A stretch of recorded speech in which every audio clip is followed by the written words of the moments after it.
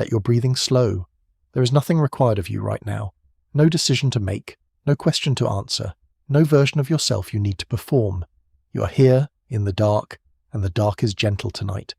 Let the weight of the day settle into the surface beneath you. Let your shoulders release their opinions about the hours just past. You are listening to a story about a man who had no story, or rather, a man who had too many, and chose, in the end, to keep none of them. Begin there, in the space where an origin should be. The city of Gotham has produced many things that defy easy categorization. Architects who built upward past any reasonable ambition, politicians whose corruption achieved a kind of baroque grandeur, a vigilante who wore the shape of a creature that hunts at night and called this a form of justice. But of all the figures that Gotham has given to the world and taken back into itself, none is more resistant to the ordinary work of narrative than the one who calls himself the Joker. He resists because he insists on the resistance. He has made the unknowability of his own beginning into a philosophy, and that philosophy, quietly and relentlessly, says something about all beginnings, about all the stories we tell ourselves about how we became what we are. There is one version of the story that arrives in a particular shade of melancholy. A man, unnamed, unmemorable by his own later account, works in a chemical plant and carries the specific exhaustion of someone who has not yet found the thing that his life is supposed to be about. He has a wife, he has a child expected, he has debts that arrive the way debts do, with a logic that seemed reasonable in the moment of their making, and less reasonable every month thereafter. He has, in other words, the texture of a life that is entirely ordinary, which is to say a life in which something small going wrong can undo a great deal of what has been carefully and anxiously assembled. The details vary depending on who is telling the story and what they are trying to illuminate with the telling. In one version, the wife dies before anything else happens, in an accident so arbitrary that it carries the specific cruelty of things that mean nothing at all. In another version, she survives long enough for him to make his terrible choices and then vanish from the narrative, which is in some ways a crueler fate, to be present in the story of someone's undoing and then simply absent from what follows. The Joker himself, in his more reflective moments, has offered both versions and others besides, with the cheerful indifference of someone who genuinely cannot see why accuracy would matter here. He is persuaded, in this version, to participate in a robbery. The specifics of the persuasion are less interesting than the fact of it. That a person in a particular state of desperation can be moved toward things they would not otherwise move toward, that the ordinary moral architecture of a life can develop cracks under sufficient pressure, and that through those cracks, other selves become possible. He agrees to guide criminals through the plant where he used to work, wearing the costume of a figure called the Red Hood, a persona designed to confuse investigators by giving them a suspect who is always someone else, someone disposable, someone whose face is hidden beneath a dome of red. Sit with that for a moment. The mask that hides the face, the costume that says, "Whatever happens here is not happening to me, because I am not the person visible." This is not a psychology unique to costumed criminals. It is a psychology visible anywhere, that people adopt a role that permits them to do what the unmasked self would find impermissible. The Red Hood is a practical technology of self-exemption. He would not be the last person in Gotham to discover that a face covering changes what feels possible. The robbery fails. The Batman is present, already at this early point in the city's strange mythology, the shadow across every criminal endeavour, the variable that no plan accounts for sufficiently, because no plan has a category for a man dressed as a bat with the specific determination that this one carries. The criminals scatter. He runs. He runs toward the edge of the facility, toward the vat of chemical waste that separates the interior from whatever escape might exist beyond, and he falls, and the chemicals receive him, and when he emerges he is not the same. The skin is white, the hair is green. The lips, stretched by some reaction between the chemicals and the muscles of the face, hold a permanent curve that on another face, in another context, might look like happiness. The mirror, when he finally finds one, shows him something that no amount of preparation could have prepared him for, and what that something does to the already fractured interior of a man who has lost everything in the space of a single evening, is the question that the Joker has spent decades either answering or refusing to answer, depending on his mood. But here is where the story opens rather than closes. Here is where the unknowability begins to matter more than any specific version of the facts, because the Joker himself does not treat this moment as the fixed point of his identity. He treats it as optional. He has offered across a long career of destruction and philosophy and a strange kind of performance art that uses suffering as its medium, at least 3 completely incompatible accounts of how he came to be what he is. He has suggested that he prefers his past to be multiple choice.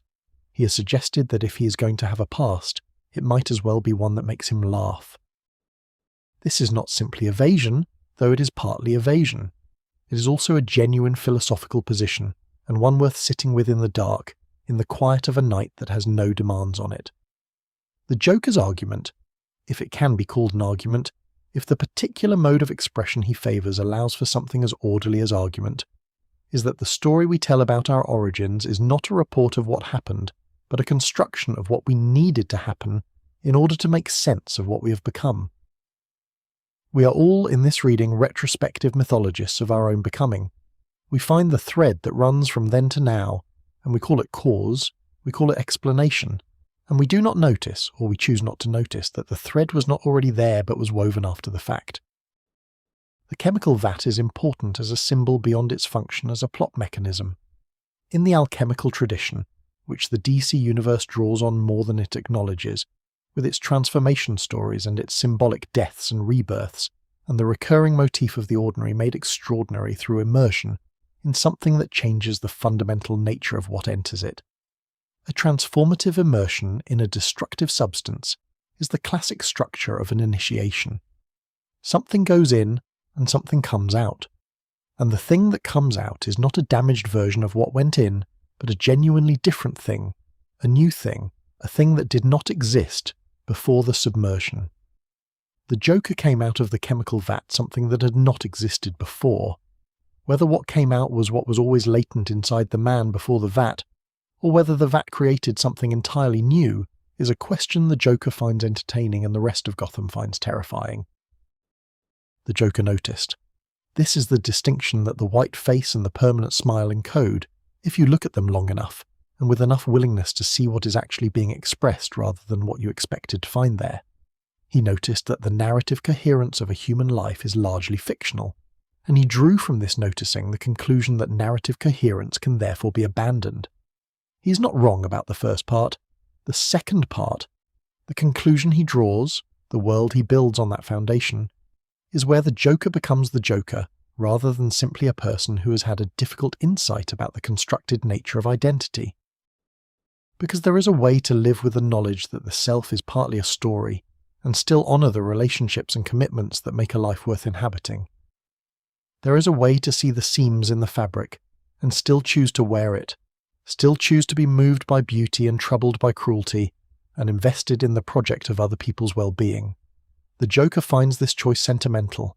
He has described it, in various contexts, as the last illusion that the awakened mind clings to, the final piece of comfortable fiction that people refuse to surrender, because its surrender would leave them with nothing they recognize as home.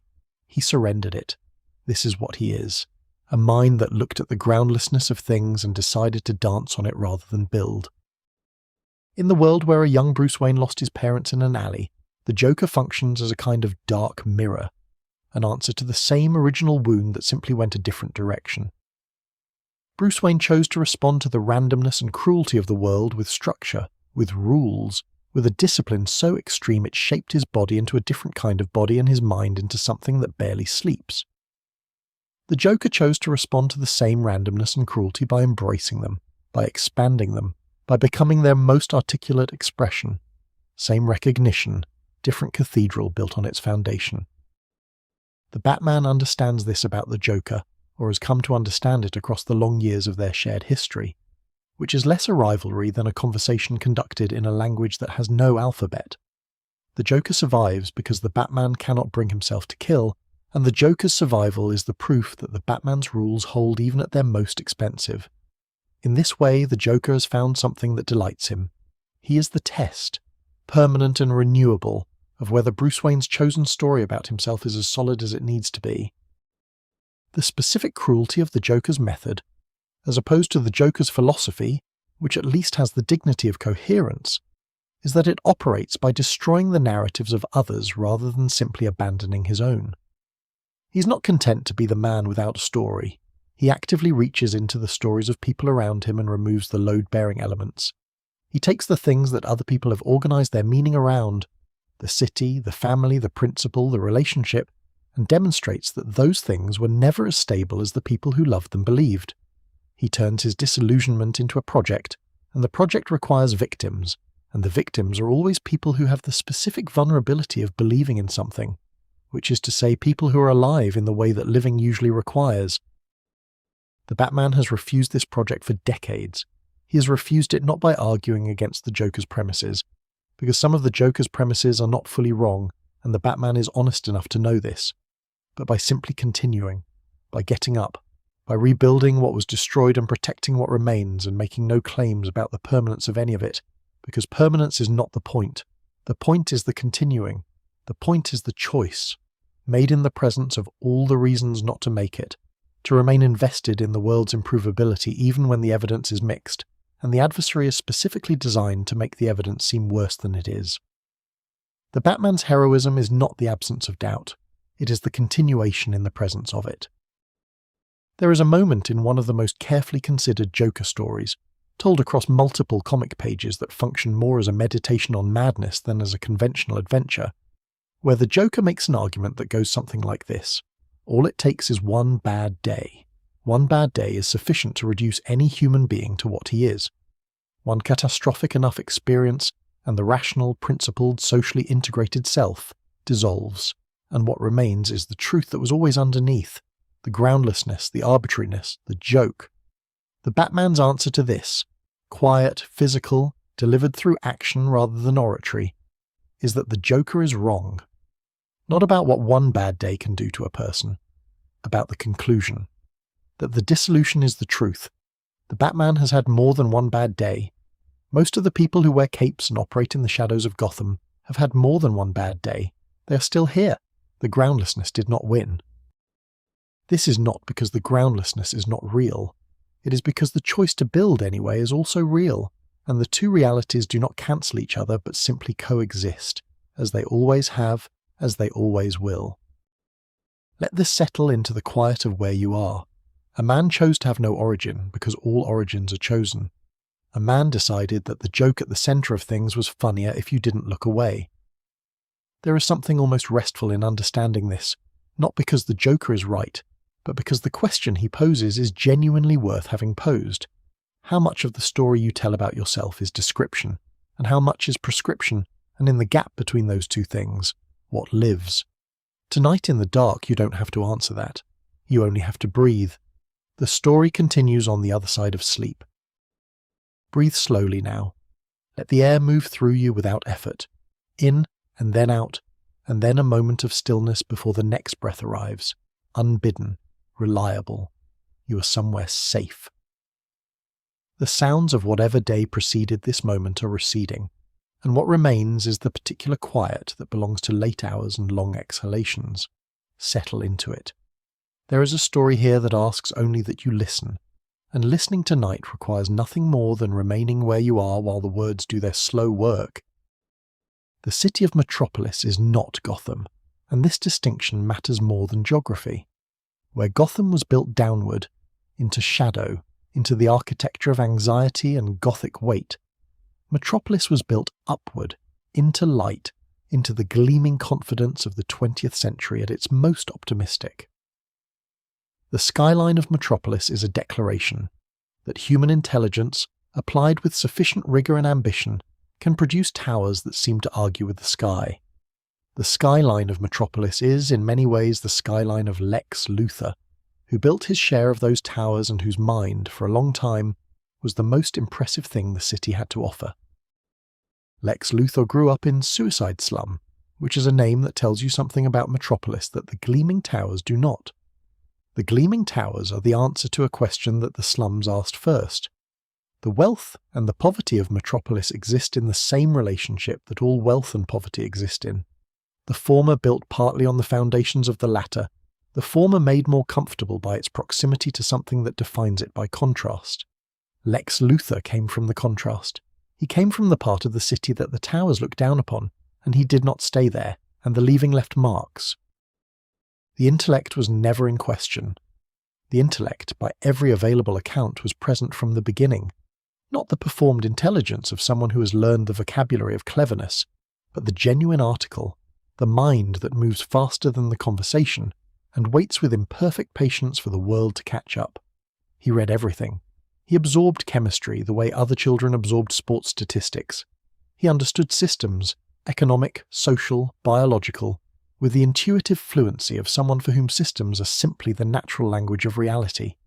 He was extraordinary, and he knew it, and knowing it in the context of Suicide Slum had a particular texture to it, because the extraordinary are hardest on themselves when they find themselves in circumstances that do not recognize what they are.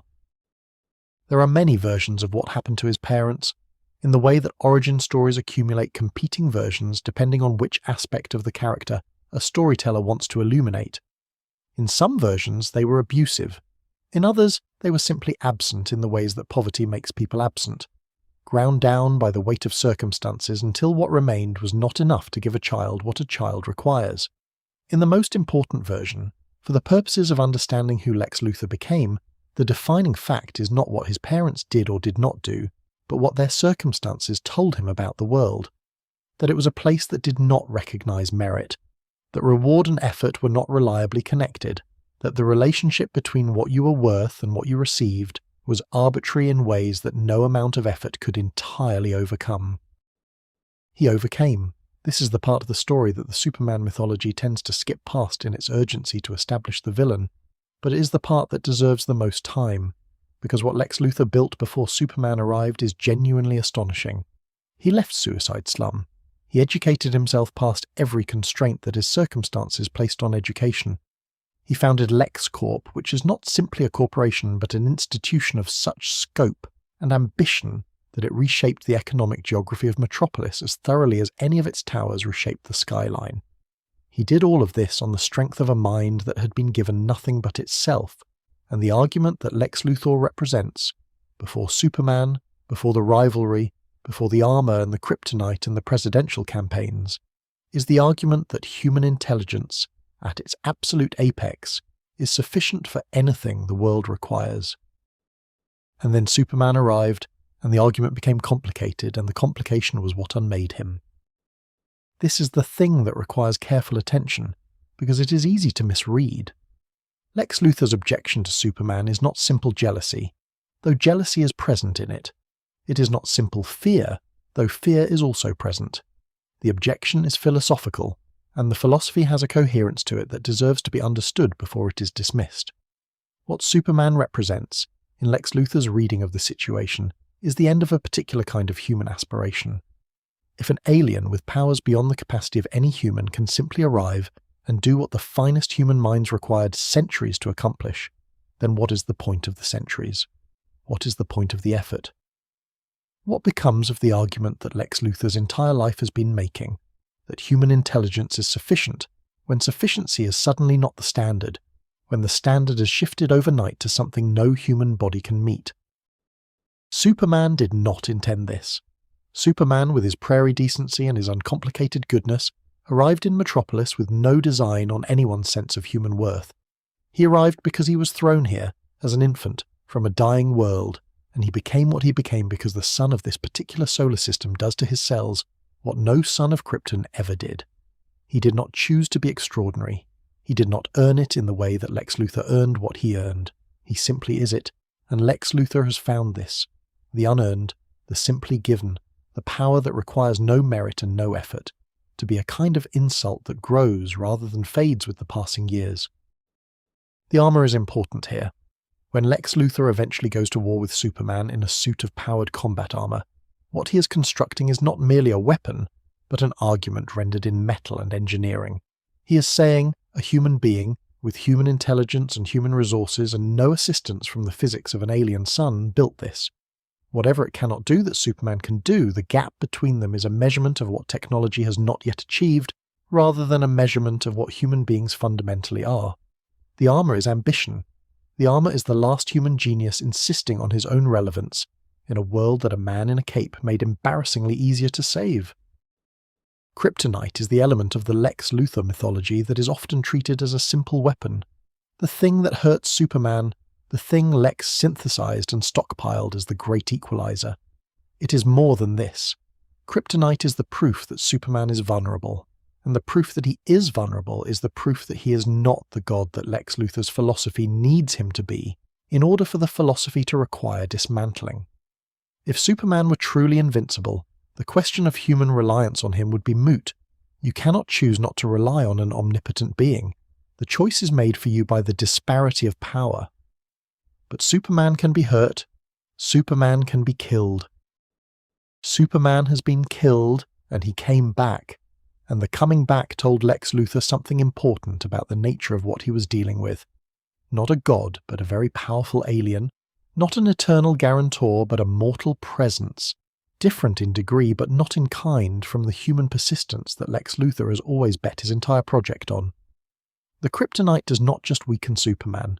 It makes him approachable to Lex Luthor's argument. It makes the argument feel, to Lex, like it still has a chance. What the Superman mythology understood, at its most perceptive, is that Lex Luthor and Clark Kent are engaged in a debate about what humanity should rely on, about whether the correct response to human vulnerability is to develop human capacity or to accept extraordinary help from outside the human. Lex says development. He says self-sufficiency. He says that the dependency Superman encourages is a learned helplessness that will atrophy the very capacities that make human civilization worth protecting. He's not entirely wrong, and this is the most uncomfortable thing about him. The presidential campaign deserves attention here, because it is perhaps the purest expression of what Lex Luthor is, when he is not in the armor, not fighting Superman directly, but operating in the mode that his intelligence was actually built for. He ran for President of the United States, and he won. And the winning was not a fluke or a manipulation. It was the result of a genuine political instinct applied to a genuine public appetite. The appetite of a population that has grown fatigued by heroes from other planets, making decisions that affect human lives without human accountability. His argument, stripped of its self-interest, was not without merit, that the fate of humanity should be determined by humans, that a world organized around the intervention of alien beings and ancient gods and interdimensional entities is a world that has surrendered its self-determination without having voted on whether it wanted to. He said these things better than anyone else had said them, because he is better with language than almost anyone else, and the people who heard them nodded, as people nod when something true is said by someone who also happens to be using the truth for his own purposes. The presidency revealed the limit, though, the same limit that has always been present but that the armor and the laboratories and the corporate boardrooms had partially obscured. Lex Luthor's intelligence is extraordinary. His empathy is not. He can model human psychology with precision. He knows how people make decisions, what they respond to, what they fear and want and vote for. But he does not feel these things as a participant in the human condition. He studies them as someone who has always experienced the world at a slight remove from its emotional content, who learned early that emotion was a vulnerability and built his entire character around the project of converting vulnerabilities into analytical tools. He understands people. He is not one of them, in the full sense that the phrase implies, and the presidency eventually made this visible in ways that the laboratories and the boardrooms had not. He is also, clearly and catastrophically, wrong in the uses he makes of this position. The capacity that he has developed so ferociously, the intelligence that no one in Metropolis can match, has become in his hands an instrument of control rather than liberation. He does not want humans to be capable. He wants humans to be capable under his direction, which is a different project entirely. The project not of human flourishing, but of Lex Luthor's dominance, dressed in the vocabulary of human flourishing. The specific cruelty of this self-deception is that he cannot see it, or he sees it and has spent so long constructing the philosophical architecture that conceals it, that the concealment has become structurally load-bearing. Remove the belief that he is protecting humanity from dependency, and what remains is simply a man who wants to be the most powerful entity in the world and is furious that an alien got there first. That man is smaller than the story Lex Luthor needs to tell about himself, so the story persists, and the fury persists, and the intelligence that could have done anything continues to spend itself on the project of bringing down one man in a cape. The deepest sadness in the Lex Luthor mythology is not the wasted potential. That is the obvious sadness, the one that narratives about brilliant people going wrong tend to reach for first. The deeper sadness is the one that the story sometimes allows you to glimpse when Lex Luthor is alone, when there is no Superman to organize his energies against, when the laboratories are quiet and the board has gone home and the towers of LexCorp are dark except for the highest floor. In those moments, he is a man who has everything he said he wanted and no one to show it to. He has the wealth and the power and the city partially remade in his image, and he has no one alongside whom he can simply be the person who achieved it, because the achieving was always also a performance, and performances require an audience, and the only audience Lex Luthor has ever truly wanted is the one he spent his career trying to eliminate. He needs Superman. The need corrodes him. He cannot stop. Somewhere in the towers he built in Metropolis, in the offices that bear his name above the city that his ambition partly created, Lex Luthor works late, as he has always worked late, because the hours when ordinary people sleep are the hours when the truly driven define the distance between themselves and everyone else. He's working on something that will not be finished tonight. It has not been finished in decades. It will be finished when Superman is gone, and when Superman is gone, when the last powered alien has been removed from the equation, Lex Luthor intends to demonstrate what was always true, that a human being, given sufficient time and sufficient will, was always enough. Tonight, let the ambition of that terrible proof settle around you. Let the towers darken. Let the late light in the highest office reduce itself to a single point and then fade. Sleep is not defeat. Sleep is simply the hour when even genius rests. Let the darkness be kind to you tonight. You have carried enough already. Whatever arrived today in the form of obligation or noise or the ordinary weight of being a person, navigating a complicated world, let it rest on the floor beside you, outside the radius of where you lie. It will be there when you need it.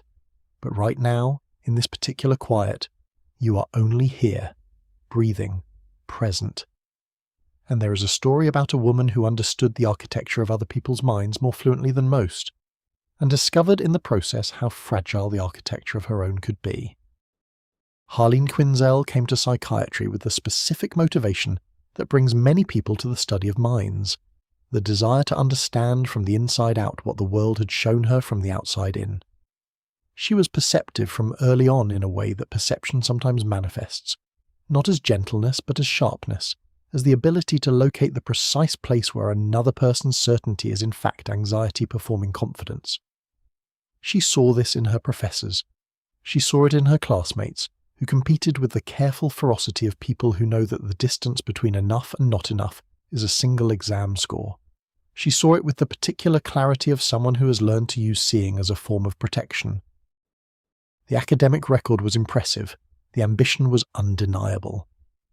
When she arrived at Arkham Asylum, that institution which Gotham has produced as a kind of architectural metaphor for what it does with its most extreme human expressions, she arrived with the credentials and the energy of someone who genuinely believed that understanding was a form of healing, that the most dangerous minds in Gotham could be reached by someone willing to sit with them long enough and listen carefully enough. This belief was not naive. It was in fact correct about many things. It was not sufficiently defended, however, against the specific intelligence of one particular patient. She requested the Joker.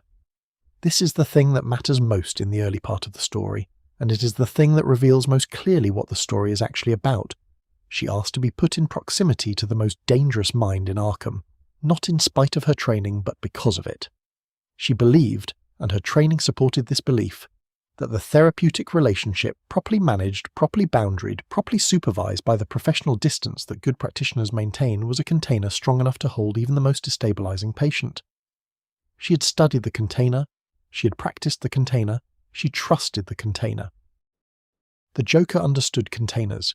He understood them the way a locksmith understands locks. Not as mechanisms to be operated, but as puzzles to be solved, as problems that yield to the right combination of pressure applied in the right sequence. He had been in Arkham long enough to understand its rhythms, the specific quality of attention that different staff members brought to their work, the days when the institution's vigilance was elastic, and the days when it was tight. He understood Harley Quinzel within 3 sessions with the precision of someone reading a map of terrain he has covered before. He saw the sharpness.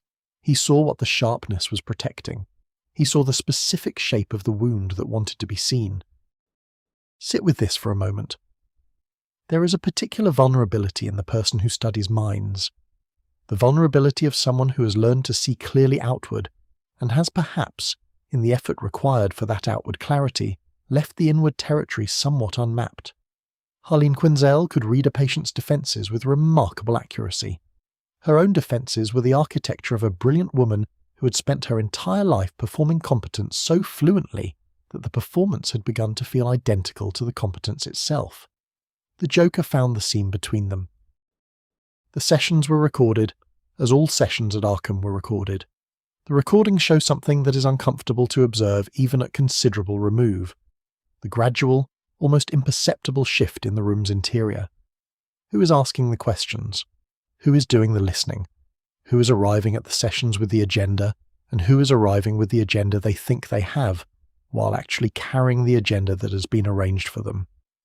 The shift happens in small increments, in micro-adjustments of posture and tone and the direction of inquiry. By the time Harley Quinzel became aware that something had shifted, she was already inside a world that was organised around a different set of premises than the ones she had brought through the door. He told her things. Whether those things were true is not entirely the point. The Joker's relationship with truth is the relationship of a sculptor to marble, which is to say he is interested in what can be made from it, rather than in its unworked state. But the things he told her were calibrated for her specifically, designed to land in the precise places where her understanding of herself had left gaps. He described a childhood that rhymed with everything she'd studied about the formation of trauma.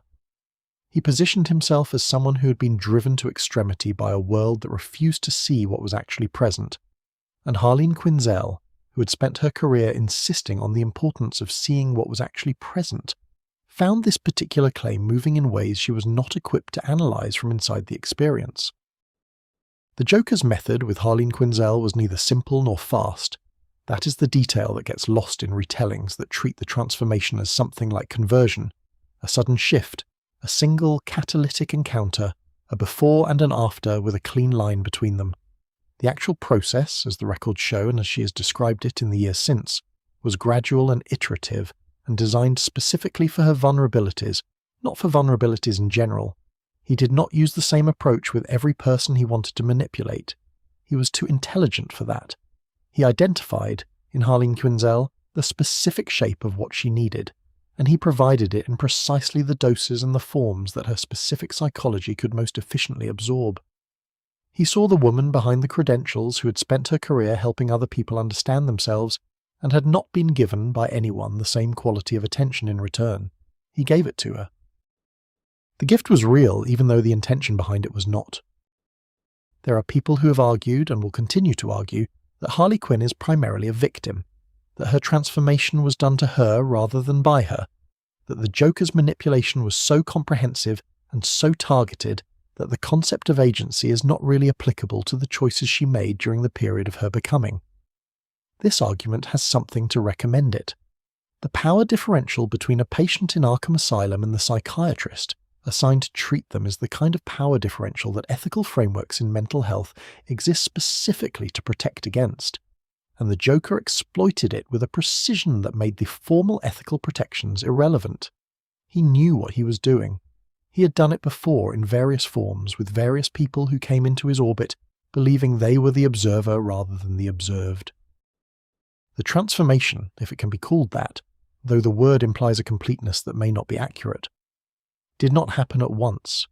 It happened the way most significant changes happen, which is to say, it happened so gradually that the person undergoing it did not experience it as change but as revelation, as the progressive uncovering of a self that had always been present underneath the performance of Dr. Quinzel.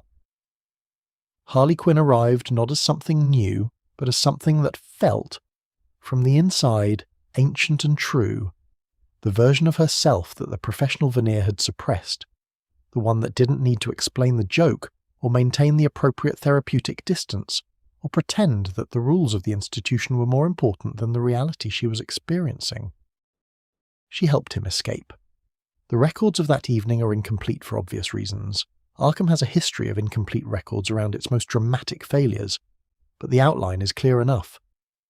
The woman who had arrived to study the Joker left with the Joker, not in the manner of a hostage, but in the manner of someone who has decided, at considerable cost, that she is going somewhere she wants to go. The institutional container failed not because it was insufficiently built, but because one of its custodians had been persuaded that she was the one who needed to be freed. What happened after is the longer story, and it is in many ways the more interesting one. Harley Quinn is not simply the Joker's companion or the Joker's victim, though she has been both at different points in a history that is not linear. She's also a person who arrived at the edge of her own dissolution, and discovered there in the dissolution a self that did not require the professional framework to exist.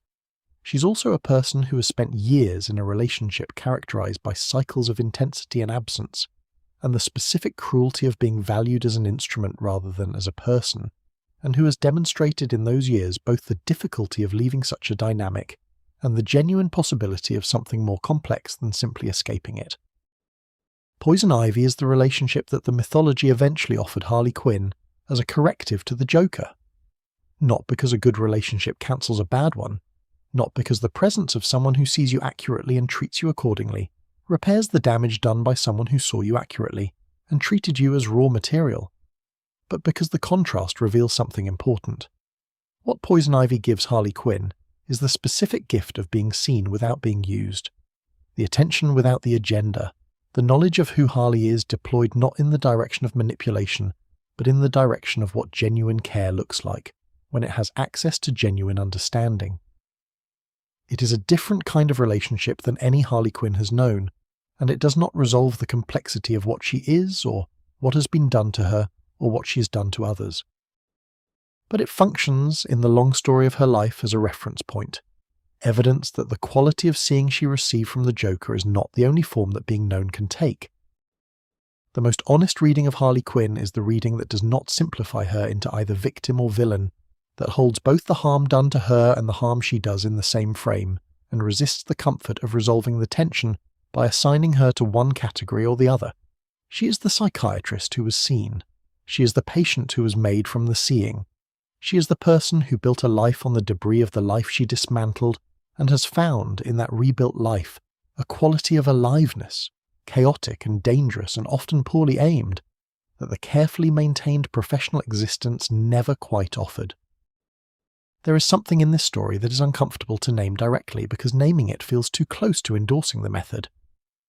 But the discomfort is worth sitting with, that the most defended version of the self is not always the most alive version of the self, that the container we build around ourselves to ensure our safety and our legibility to the world is also, always, a constraint on what we are capable of feeling.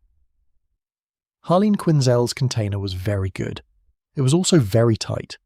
What Harley Quinn discovered in the rubble of it was genuinely terribly her. What Harley Quinn has demonstrated, across decades of a career that has moved through complicity and independence and friendship and reinvention, is a quality that the story does not always credit her with: resilience. Not resilience in the motivational poster sense, which is a word that has been softened by overuse into something barely distinguishable from optimism. Resilience in the original sense, the capacity of a material to absorb force and return to form. She has absorbed an extraordinary amount of force, has been bent past what most people's conception of recovery allows for, and has returned, not to the form of Dr. Harleen Quinzel, because that form is genuinely and irreversibly gone, to a form that is entirely her own, and has the quality, for all its chaos, of a self that has been authentically arrived at rather than performed. The performance was Dr. Quinzel. Whatever came after, for better and for worse, and for the considerable complicated territory in between, is Harley. Let that paradox settle into the quiet around you. The cost of the uncovering was immense, and the uncovering happened at the hands of someone who was not acting in her interest. None of that cancels the reality that something true was reached. Life is rarely kind in its methods of revelation. Tonight, let the complicated truth of that rest alongside you, neither resolved nor rejected, simply present, simply breathed through, simply allowed to be as complicated as it actually is, here in the dark where all complicated things find their rest. Breathe and let the breath settle lower than the chest. Let it reach the belly, slow and unhurried. There is nowhere to be. The night holds everything that needs to be held, and what it cannot hold it will wait patiently beside until morning. You're somewhere soft and warm and temporary in the best sense. Temporary meaning. This moment requires nothing of you beyond your presence in it. You are here. The story is here. Let them find each other without effort. There is a prison built into the rock of a desert, and it descends rather than rises. Most prisons are built to contain the dangerous at the margins of society, walls high enough to keep the inside inside, the outside out. This prison, known in the stories that accumulated around it simply as the pit, operates on a different principle. It is a shaft in the earth, circular and deep, with walls that are almost but not quite unclimbable, and at the bottom of the shaft is a community of the discarded, people who arrived at the pit for a variety of reasons and have all come to understand that the reasons do not matter much against the single, dominant fact of their existence. This is where they are. The pit does not torture its prisoners with external instruments. The torture is entirely architectural. There is a circle of light at the top of the shaft, visible from the bottom, reachable in theory by the climb that the walls almost permit, and the combination of the visible goal and the almost but not quite of the available route produces in the inhabitants of the pit a specific quality of despair that ordinary imprisonment does not achieve. Ordinary imprisonment takes away the future by making it inaccessible. The pit takes away the future by making it visible, by insisting that it is there, that it exists, that other people have apparently climbed to it, while ensuring that for most people, on most days, the climb ends in a fall that returns them to where they began. Into this place, a child was born. This is the beginning that the story assigns to the one who would become Bane, and it is an origin that refuses the comfort of coincidence, or the warmth of a life that went wrong from a place that was first right. There was no before. There was only the pit from the very first breath, the stone walls and the circle of light, and the community of the discarded doing what communities of the discarded always do, developing hierarchies and rituals and a complex internal social order that gives the inhabitants something to navigate that is not the despair of their collective situation. He was larger than the other children in the pit, with a quality of physical solidity that arrived early and kept arriving, as if the body were compensating for the environment by building itself into something the environment could not overwhelm. He read everything that made its way into the pit, which was not much, but which was enough, because a mind that has no other input consumes what it receives with a thoroughness that ample access makes unnecessary. He read philosophy and military history and the literature of power, and he read them with the specific hunger of someone whose understanding of the world is entirely theoretical, for whom the world beyond the circle of light is a concept rather than an experience.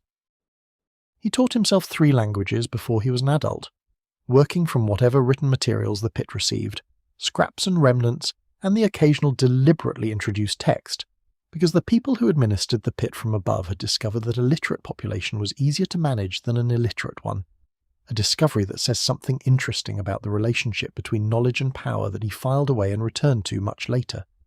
He learned Spanish and English and one other language whose identity varies depending on which version of the story is being told, and in each language he found a different angle of approach to the material that interested him, which was the material of power, how it forms, how it maintains itself, how it fails, and what the person who understands those 3 questions can do with the understanding. He also read about the Batman. This is a detail that the various accounts agree on, and it is a detail worth slowing down at, because it tells you something specific about the quality of patience that the pit produced in him. He read about the Batman the way a strategist reads about a terrain that they intend to move through, not with admiration, exactly, though there was something in the Batman's particular configuration of will and capability that produced in him a response that was at minimum respect, the recognition of one exceptional human being by another. He read about the Batman's victories and defeats and methods and associates, and the specific logic of the psychology that organized the whole enterprise. He built a model of the Batman in his mind with the same thoroughness he brought to everything he built in his mind, and then he built a plan, and then he waited for the pit to produce the opportunity for the plan's execution, which it eventually did. The other prisoners feared him, and then they deferred to him, and the transition between those 2 states is the story of how authority actually forms in closed systems. He was not kind, but he was fair, and in the pit fairness was rare enough to function as kindness. He managed conflict. He organized the distribution of resources that entered the shaft from above. He did what leaders do, which is to say, he made the existence of others slightly more bearable by imposing a structure on the chaos that was also, always, a structure that served his own position within the chaos. The leadership was real. The self-interest embedded in it was also real. These things are not mutually exclusive. The venom came later, and its arrival in the story is a complication that resists simple categorization as either gift or wound. Venom is the substance, developed under circumstances that the various accounts locate differently, always in shadow, always at the intersection of pharmaceutical ambition and moral vacancy, that was introduced to his body as part of an experiment whose ethics no one still associated with the pit was in a position to object to. The substance entered the bloodstream and did what it was designed to do, which was to push the physical capacities of the human body past the limits that evolution had established as sufficient. The effect was not simply increased strength, though the strength was extraordinary. The effect was the synthesis of everything he had already built: the physical presence, the tactical intelligence, the capacity to absorb punishment and continue, the understanding of how systems and structures can be analysed and then dismantled, with a chemical enhancement that made the synthesis available at a level no unenhanced human opponent could match. Bane in his prime is not simply a large man. He is the accumulated answer to the pit's question: what does a human being become if the only available education is survival, and the only available teacher is suffering? The Batman understood this about him, eventually in the specific way that Bruce Wayne understands things, which is to say, too late to prevent the understanding from arriving at a cost. When Bane came to Gotham, he came not as a criminal seeking opportunity, but as a strategist who had spent the preceding weeks systematically exhausting the Batman, routing every criminal enterprise Gotham contained through a series of escalating crises that forced the Batman to respond to each without rest, without recovery, until what was left of Bruce Wayne's reserves was a tired body and a slightly slower mind still wearing the will that had always been the essential ingredient. The confrontation in the cave was not a fight so much as the execution of a conclusion that had already been reached. Bane knew where the cave was. He knew where to find the Batman at the end of a long chain of deliberately orchestrated depletion. He arrived with the specific patience of someone who has spent his entire life in a place where patience is not a virtue, but a survival mechanism. Something you practice not because you have been told it is admirable, but because the alternative is a kind of frantic hopelessness that the pit consumes without mercy. He was patient, he was thorough, and he broke the Batman across his knee in a manner that was not primarily about physical dominance, but about the completion of a proof. The proof was this: that the Batman's method, the will, the discipline, the system, built on a foundation of grief and redirected into the project of protection, was contingent. It was contingent on the body holding, it was contingent on the mind remaining undepleted. It was contingent ultimately on there being no one who could outprepare the preparer. Bane could, Bane had. This is what the broken spine expressed in the language that both men spoke, which was the language of the body as argument. The city of Gotham, during the period that followed the confrontation in the cave, experienced what Bane had designed for it, rather than simply what he had intended for the Batman. He had not come to Gotham to break the Batman. He had come to break the system that the Batman represented. The idea that one person, operating with sufficient will and sufficient preparation, could hold a city of this size and this degree of structural corruption together by personal force. The broken Batman was the proof of concept. The Gotham that followed, sealed off from the outside world and organized around the specific chaos that results when the load-bearing fiction of order is removed. This was the argument's conclusion. A city without the Batman was a city that revealed what it had always been underneath the Batman's influence. Bruce Wayne recovered. This too is part of the story, and it is the part that the story tends to move through quickly because recovery is less dramatic than catastrophe. But it deserves attention because what the recovery required was not simply physical. It required the rediscovery of the thing that Bane had specifically targeted. Not the body, but the belief that the body would hold. The climb out of the well where he healed was not incidentally resonant with Bane's own ascent from the pit. It was exactly resonant. Bruce Wayne had to learn from the bottom what Bane had learned from the bottom, which is that the body will not move upward unless the mind has first decided that the light at the top is real. The dependency on venom is the element of the Bane mythology that the story handles with the most care, because it introduces a complication that resists the simplifying narrative of pure strength and pure will. He built himself into the most capable human on the planet through decades of discipline and intellectual development, and the specific toughening that comes from living in conditions that would have destroyed most people. And then he required a chemical supplement to access the fullest expression of what he had built. The requirement did not diminish what he had built. The venom enhances what is already there rather than substituting for it, and what was already there was already extraordinary. But it introduced into his self-conception a dependency, and dependency is the thing that the pit taught him most comprehensively to fear, because in the pit, dependency was death. To need something that could be withheld was to be vulnerable to the person doing the withholding. He needed the venom. He managed the need with the same rigour he brought to everything else. The management never quite resolved into comfort. Bane's tragedy, and it is a tragedy for all that it is also a story of extraordinary harm done by extraordinary capacity, is that the mind and body he built in the pit remained, in some fundamental way, a mind and body formed for the pit. The outside world, with its ambient light and its complexity and its hundreds of small negotiations between people who have the luxury of not always being in survival mode, never quite became the place he was built for. He was the most capable person in any room he entered and simultaneously the person who had least learned how to simply be in a room. The pit did not make him monstrous. It made him extraordinary, and confined that extraordinary in a container whose walls he had internalized so thoroughly he carried them everywhere he went. Let the weight of that settle.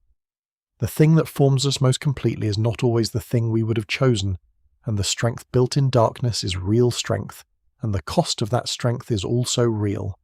Somewhere in the stone corridors of his origin, the circle of light waited at the top of its impossible walls. Let your breath rise and fall like that climb, upward, always returning, never quite giving up on the light. Sleep finds you here. It has been waiting. Let yourself settle deeper into stillness. You have been awake long enough. The thinking that kept you company through the evening has done what thinking does. It has circled and returned and circled again, and now it is time to let it rest in the corner of the room while something quieter takes its place. You are here. The night is long and unhurried. Breathe once, slowly, and let the out-breath carry something you no longer need to carry. There is a story here about a man who understood the law as a kind of faith, and what happened to that faith when the world failed to honour its own premises. Harvey Dent believed in Gotham. This is the necessary starting point, because the tragedy of Harvey Dent is not the tragedy of a bad man doing bad things, but the tragedy of a good man doing what a good man does, believing in the institutions he serves, working within the system's premises, trusting that justice is not merely an aspiration, but a thing that can be built and maintained and defended, and discovering that the world he believed in was less solid than the belief that held it together. He was, by every account, the best district attorney Gotham had produced in a generation. He was not simply competent, though competence is rare enough in institutions as corroded as Gotham's. He was principled in a way that principle is expensive, not principled in the way of someone who has never been tempted, but principled in the way of someone who has felt the specific gravity of the easier path and has chosen, repeatedly, the harder one anyway. He understood that the law was an imperfect instrument, and that imperfect instruments could still be wielded with integrity, that the gap between what the law said and what justice required could be navigated by someone who kept both maps in view simultaneously. The Batman trusted him. This is not a small thing in Gotham, where trust is a currency that has been devalued by every institution that has traded in it. Bruce Wayne trusted Harvey Dent in the way that he trusted almost no one, not completely, because Bruce Wayne is constitutionally incapable of complete trust, but genuinely, with the specific quality of regard that is available to people who recognize in another person's commitments a structure that rhymes with their own. Harvey Dent was fighting the same city from inside the system that the Batman was fighting from outside it. They were, briefly and genuinely, allies. Sit with what that alliance meant. Two men who had each decided that Gotham could be different, approaching the same problem from different angles, each providing cover for the other's method. Harvey Dent's prosecutions gave the Batman's arrests a legitimate destination. Without the district attorney's office functioning with integrity, the bat signal was a gesture rather than a mechanism. Without the Batman, Harvey Dent's cases frequently lack the evidence that would convert Gotham's endemic corruption into actual convictions. They needed each other, though neither would have expressed it in those terms.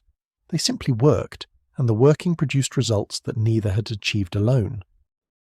The acid arrived in a courtroom at a moment of maximum public exposure, which is itself significant because it did not arrive in an alley or a prison or any of the locations where Gotham's violence traditionally prefers to conduct its business. It arrived in the formal theatre of justice, in the room specifically designed for the adjudication of harm, as if making an argument about the limits of that adjudication. A criminal, facing the consequences of what Harvey Dent's work had assembled into a prosecutable case, threw the acid that would remake Harvey Dent's face, and in remaking it, remake everything else. The physical damage was on one side of the face. This fact, that only half the face was altered, while the other half remained exactly as it had been, is not merely a cosmetic detail. It is the architecture of the psychology that followed. Harvey Dent did not lose his face. He acquired a face that contained two distinct statements simultaneously. The intact side, which still belonged to the man who had believed in justice and built a career on the belief, and the damaged side, which belonged to something that had arrived in the aftermath of the belief's most violent failure. He could not look in a mirror without seeing both truths at once, without the original self and its undoing occupying the same plane. The recovery from the acid was long and only partially successful in the physical dimension, and not at all successful in the dimension that matters most in the mythology of Harvey Dent, which is the dimension of interior organization. The medical treatments available addressed what they could address, which was the physical damage, and left untouched the psychological architecture that the physical damage had altered, in ways that physiology could not reach.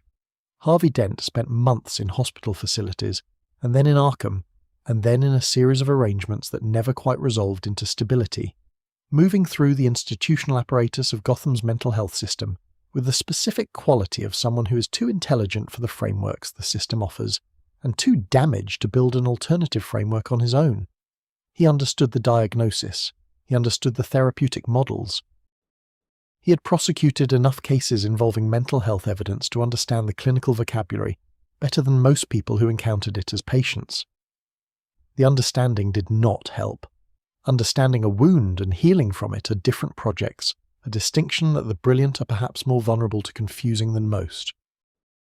The coin was a lucky charm that Harvey Dent had carried before the acid, a two-headed coin that in his prosecutorial years was simply a small private joke, a totem carried by a man who didn't actually believe in luck because he believed in the law, which is the formal human attempt to make outcomes less arbitrary than luck allows.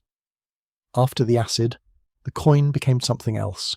He scarred one of its faces, acid on metal, the same agent of his transformation applied to his totem, and made it into a binary, one side whole, one side damaged, a device for producing decisions without the burden of judgment. This is the theology of Two-Face, and it is more coherent than it appears at first encounter. Harvey Dent had operated for his entire professional life on the premise that careful judgment, applied with integrity and rigor, produces better outcomes than chance. He had been careful. He had been rigorous. He had been more honestly intentional than almost anyone else in Gotham's judicial ecosystem, and in the end, a single moment of arbitrary violence had undone what all the care and rigor had assembled. The implicit argument was devastating. If judgment could not protect even the judge, then judgment was a flattering story people told about the decisions they had already made for other reasons. The coin said, "Let chance decide." The coin said, "I have tried the alternative, and the alternative failed, and this at least is honest about what reality actually is." The coin said, "I will not pretend to weigh outcomes against each other with the instruments of justice, because the instruments of justice have been demonstrated to be insufficient protection against the instruments of randomness." The coin said all of this in its small, silver silence, and Harvey Dent flipped it and deferred to whatever surface it landed on, and this was the logical conclusion of a disillusionment that had no other available outlet. The coin has become, in the decades since Harvey Dent first altered it, something more than a prop and more than a decision-making device. It has become the vocabulary in which the mythology of Two-Face conducts its deepest argument, which is the argument about moral luck, about whether the ethical quality of a person's life is a reflection of their choices or of the circumstances that shape the choices available to them. Harvey Dent made good choices in a city that was designed to punish good choices. He was punished. The coin says, if punishment is not contingent on desert, then neither is reward. If the bad thing can arrive regardless of merit, then the good thing can also arrive regardless of merit, and the entire project of merit-based living is exposed as a preference rather than a fact. The coin makes his despair into a theology, and like all theologies, it is most useful understood not as a description of the world, but as a record of the wound that needed describing.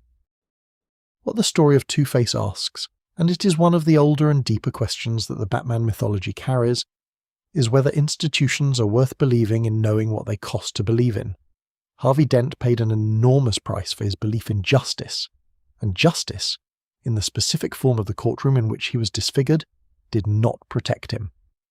The Batman, who also paid an enormous price for his belief in something, call it order, call it the refusal of chaos, call it the particular determination that what happened in the alley where his parents were killed will not keep happening to other people in other alleys, does not abandon the belief when it fails him. He redoubles, he insists, he absorbs the failure and continues. Harvey Dent could not do this. The capacity that the Batman has for continuing to believe in something after it has failed him is not a simple character strength. It is a psychological peculiarity that the Batman would be the first to acknowledge is also a form of damage, a rigidity that is indistinguishable from dedication at a certain angle. Harvey Dent was less rigid, or more honest, or more broken. The interpretations are not mutually exclusive. And so when the thing he believed in failed, the belief failed with it, and the coin arrived to fill the space where the belief had been. When Jim Gordon sees Two-Face across a rooftop, or when the Batman encounters the man who was his ally in a configuration that is no longer allied, there is something in those encounters that is not simply adversarial. There is grief, the specific grief of watching someone who was genuinely good become genuinely lost, and the additional grief of knowing that the losing was not the result of weakness, but of everything that made him worth having as an ally. He was destroyed by his investment in the thing he served. The scar is not a wound, the scar is a record. There have been periods, and these are the periods that the Two-Face mythology handles with the most care, because they are the periods that reveal the character's full complexity, when Harvey Dent has been sufficiently stable to resume something resembling his former self, when the plastic surgery has progressed to the point where both faces are approximately whole, when the medication and the therapeutic work and the specific quality of external stability that Gotham occasionally and briefly achieves has produced in Harvey Dent something that looks, from the outside, like recovery. These periods always end, not because recovery is impossible for Harvey Dent, or because the mythology requires that he remain a villain, but because the thing that was injured in the acid attack was not the face, was never the face, was the deeper structure of belief that the face was expressing when the attack occurred. That structure does not repair with facial reconstruction. It waits in the new face the same way it waited in the scarred one, patient and precise and still organized around the coin and its two possibilities. Let the coin turn in the air between sleep and waking, between what you decided today and what the day decided for you. There is always both, the self that chooses and the circumstances that unchose what the self had chosen. Harvey Dent found the line between them intolerable. Most of us find some accommodation with it, some way of honouring both the limits of control and the continuing project of exercising it anyway. You found your accommodation today, as you have every day. Let it rest. Let the coin come to rest. Let sleep decide what comes next. Your breathing is slower now. You can feel it, the body releasing its daytime arguments, the muscles unclenching from the positions they hold when the world is watching. Let that release continue without your assistance. It knows how to do this. The body has been practicing this descent every night of your life. You only need to allow it. There is a question here, in this story, but it is not a question that requires your answer, only your attention. And your attention, tonight, can be as soft as you need it to be. Edward Nygma had a mind that arrived before the world was ready for it. This is said about many people, and said often enough that it has acquired a flattering quality, the consolation offered to people who are struggling by reframing the struggle as evidence of superiority. In Edward's case, it was not consolation. It was simply accurate, and the accuracy produced consequences that consolation would have softened but truth did not. He could solve anything that had a solution. This is not hyperbole. The puzzles that occupied the hours of his early years, first the children's puzzles, then the mathematical ones, then the logical structures and the linguistic games and the cryptographic challenges that moved him from one level of abstraction to the next with the speed of someone for whom each new challenge lasted only long enough to reveal its mechanism, gave him a relationship with solvable things that was deeply satisfying and deeply isolating simultaneously. The satisfaction was genuine. There is a particular pleasure in the moment of a solution, in the click of a thing that had been locked becoming unlocked, that is available to anyone who has ever finished a puzzle and felt the small, clean relief of the answer arriving. Edward felt this pleasure more intensely than most people, and found it available on more complex problems than most people could access. The isolation was the consequence of the intensity. The people around him during his formative years could not keep up, and this is not an insult to those people. They were simply standard human intelligences navigating a standard human world, and Edward was not a standard human intelligence, and the gap between them produced in Edward a particular quality of loneliness that is difficult to describe to people who have not experienced it, the loneliness of having already arrived somewhere that the people you love have not yet departed for. The conversation you want is not available. The person who could have it with you has not yet appeared, and you do not know if they exist. His father's relationship to Edward's intelligence is present in all versions of the story, and it is present in the way that a bruise is present, not as decoration, but as evidence. The elder Nigma was not a stupid man, but he was a man whose relationship to intelligence was organized around the premise that his own was superior, and the arrival of a child who made this premise untenable produced in him a response that was the reverse of what the premise would have predicted. Rather than celebrating the intelligence that exceeded his, he experienced it as a threat to the very architecture of his self-regard. The child's victories became provocations. The child's natural demonstrations of his own capacity became acts of disrespect requiring correction. The correction came in the form of the belief that was installed in Edward's interior alongside the intelligence itself, that demonstrating what he knew was wrong, that the visibility of his capability was an act of aggression, that the appropriate response to knowing something was to suppress the knowing, or at minimum to suppress the showing, and to exist in the world as if the extraordinary were ordinary, and the ordinary were sufficient, and the gap between them were not visible from where he stood. He could not do this. He was constitutionally incapable of it, and the inability to do the thing he was told he must do produced in him a shame that attached itself to the very quality that was most essentially his. He left home as soon as home could be left, and the leaving had the quality that home leavings have when they are motivated by relief rather than ambition. Not the departure of someone moving towards something, but the departure of someone escaping something, putting distance between themselves and the place where the thing they most essentially are was consistently treated as a problem. He did not contact his father again, or if he did, the contacts are not part of the story that has been told about him, which is itself a form of information, that what he was moving toward mattered more to him than what he was leaving behind, and that what he was leaving behind did not warrant the maintenance of connection that other relationships produce. He educated himself further, then further still, acquiring credentials in the disciplines that had always interested him most: mathematics, linguistics, cryptography, the specific intersection of those three disciplines where puzzles live, and he did this with the efficiency of someone who has learned to operate without external validation, because the external validation was not available in the form he needed, and he had decided, somewhere in the course of his early adulthood, to stop needing it. He did not stop needing it. This was the discovery that the adult life produced, and it was a discovery that arrived with the specific unpleasantness of things that contradict what we have decided about ourselves. He had decided he did not need recognition. He needed it more than almost anyone he encountered. He needed it with the specific intensity of someone who had been denied it, in the formative years when it matters most, when the architecture of the self is still being constructed, and the quality of the materials available shapes the structure for the rest of its existence. Edward Nigma's need to be recognized had been built into the structure at the foundation level. It could not be removed.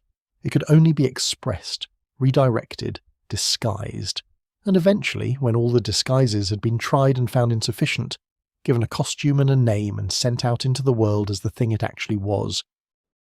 The adult Edward Nygma is the result of that attachment. The compulsion to leave clues, the question marks, the riddles, the elaborate schemes that are specifically designed to announce themselves in advance, that are specifically constructed to be solvable by someone of sufficient intelligence, is the adult expression of a child who was told that showing what he knew was wrong and could not stop showing it. He compulsively reveals himself. He cannot commit a crime without telling the Batman that a crime is coming, framed in the specific vocabulary of a puzzle that he simultaneously hopes will be solved and fears will be solved, because the solving proves that the Batman is worth showing off to, and being worth showing off to means that Edward Nygma's extraordinary mind finally has an audience adequate to it.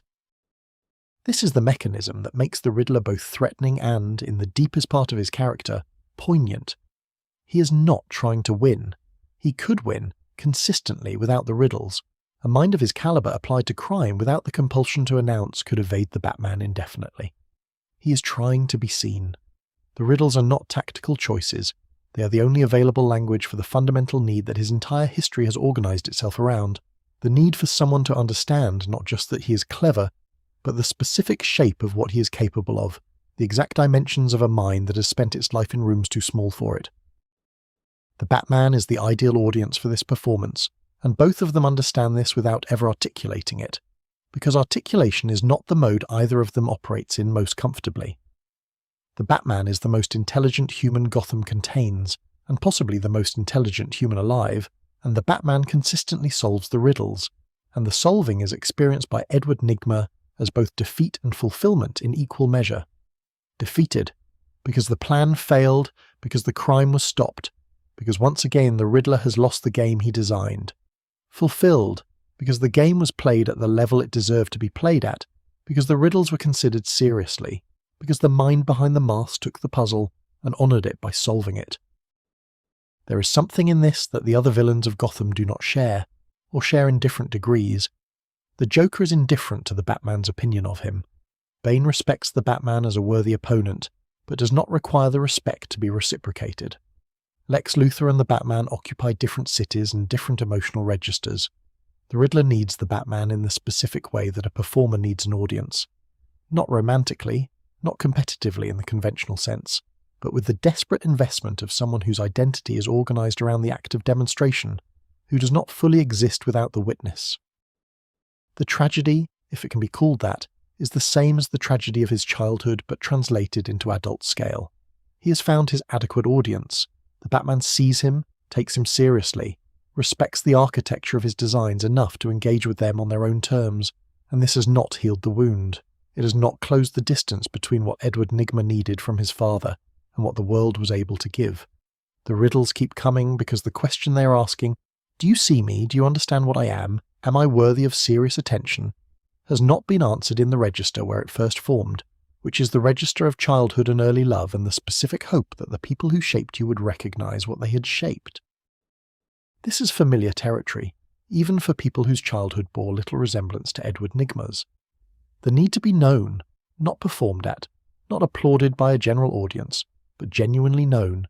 The specific contents of the specific mind understood by another specific mind is one of the more quietly relentless of human needs. It drives careers and relationships and artistic practices and the particular quality of disappointment that arrives when something we made that felt like communication is received as merely entertainment. The Riddler made it literal. He turned the need into a vocation. This makes him dangerous. It also makes him comprehensible, which is the most disturbing kind of dangerous. The more recent versions of the Riddler have moved him into a different configuration, one in which the compulsion is still present, but the application has shifted from criminal enterprise towards something that looks, from a certain angle, like civic contribution. The consulting detective, the person whose puzzle-solving gifts are deployed on behalf of the city's investigative apparatus, rather than against it. The Riddler, as someone who has found a legitimate use for the illegitimate need. This version is interesting not because it is tidier than the criminal version, but because it reveals something that the criminal version was also expressing. What he wants is not destruction or wealth or power in any conventional sense. He wants to be in the room where the most difficult problems are being solved. He wants to be the smartest person engaged with the hardest available question. The costume and the crimes were the delivery mechanism for that want. The consulting work is a different delivery mechanism for the same thing. The want has not changed. What changed is the packaging. In the office that Edward Nygma tends to occupy, wherever he is at any given moment, there are question marks. On the walls, on the furniture, in the arrangement of objects on the desk. They are not decoration. They are the architecture of a worldview. That the appropriate response to existence is inquiry. That the solution is always available to the mind that asks the question with sufficient precision.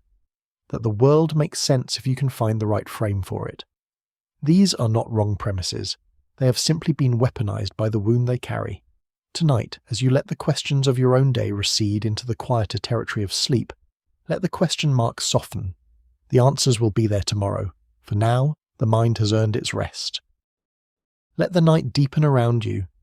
This is the hour when the boundary between the day that was and the sleep that comes becomes porous, when the mind begins its quiet migration from the territory of things that happened into the territory of things that simply are. You're breathing slowly. You've been breathing slowly for some time now, and the slowness has become its own kind of momentum, a current that carries you further from the surface with each exchange of breath. There is a story here that spans centuries. It requires no urgency from you. It has been waiting for a very long time already. The man who would become Ra's al Ghul was born in a desert, in a century that most of the world has forgotten the texture of. The specifics of which desert, which century, which tribe or people or language formed the early frame of his existence. These details have been subject to enough revision over the centuries that he has lived through them, that even he may no longer be certain of their accuracy. What remains consistent is the quality of the early life, the harshness of the landscape, the intimacy with death that desert existence enforces, the particular clarity of mind that emerges in people who have grown up in places where clarity is not a luxury, but a prerequisite for survival. He was, early on, a physician. This fact deserves to be held alongside the man he became, because it is not coincidental.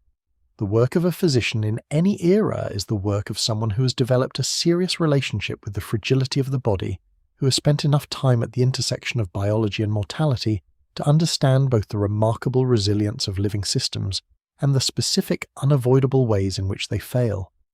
A physician knows what the body is capable of. A physician also knows what the body is not capable of. It is a position of intimate knowledge of the line between living and not. The Lazarus Pit is the element of his story that resists the most, for readers who prefer their mythology without magic.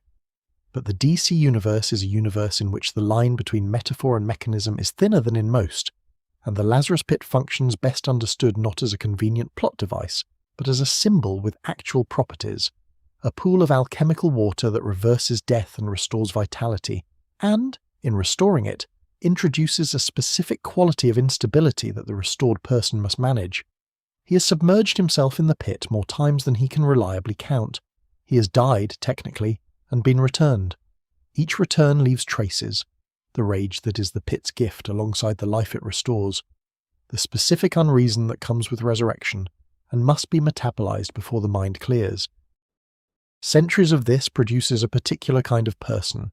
It produces someone whose relationship to time has been comprehensively altered from the relationship that ordinary mortality imposes.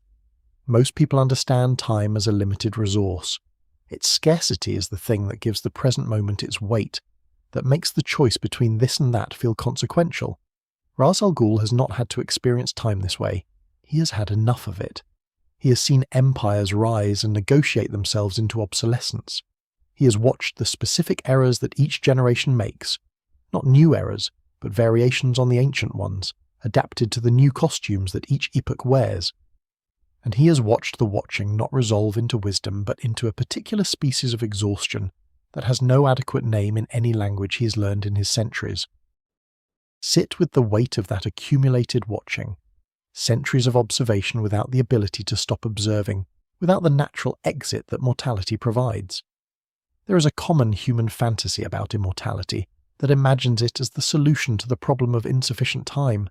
If only there were more of it, we could read the books we haven't read, have the conversations we keep postponing, understand the things that elude understanding because understanding requires duration. Ra's al Ghul is the answer to that fantasy, and the answer is not what the fantasy expected. He has had the duration.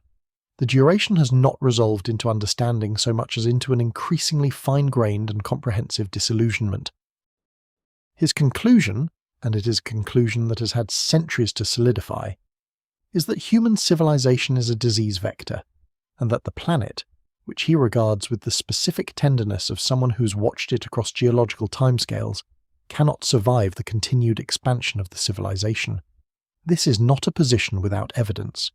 The centuries he has observed include the comprehensive destruction of ecosystems, the extinction of creatures that existed long before the first city was built, the progressive alteration of the very chemistry of the air and water by the cumulative exhaust of human ambition.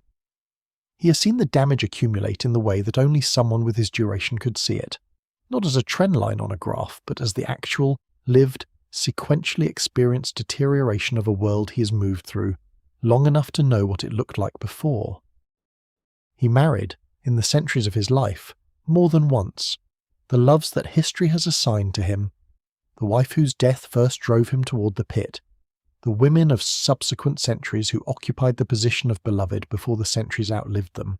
These relationships are the most human elements of a figure who has otherwise achieved a kind of post-human remove from ordinary experience.